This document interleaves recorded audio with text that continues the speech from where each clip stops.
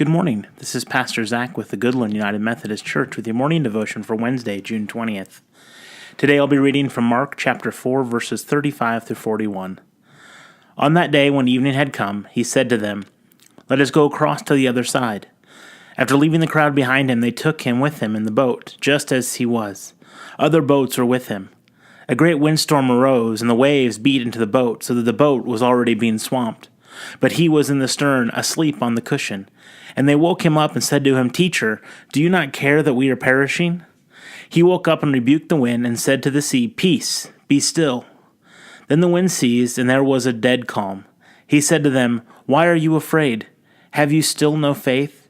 And they were filled with great awe and said to one another, "Who then is this, that even the wind and the sea obey him?"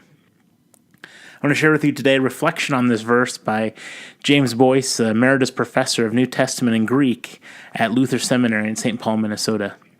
He writes, "Many readers have called attention to the way in which the story of the stilling of the storm can be read on several levels. On one level, it shows Jesus' power in a miracle that joins all the miracles of healing in Mark's opening chapters.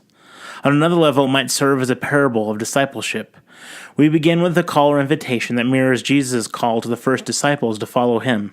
Let us go across to the other side, a command to which his disciples obediently respond.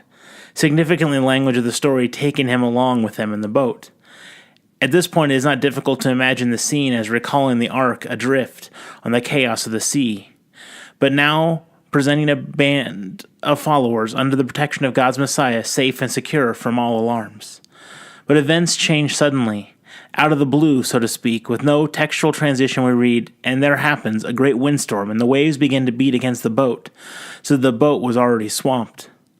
This is an honest appraisal of the situation in the story, and a parable of the situation of all of us when cast adrift in the storms of the world without God's presence and care. The cry amounts to a prayer for deliverance as they say, "We are perishing," and is immediately and directly answered. Jesus does not chastise or reason with their fears.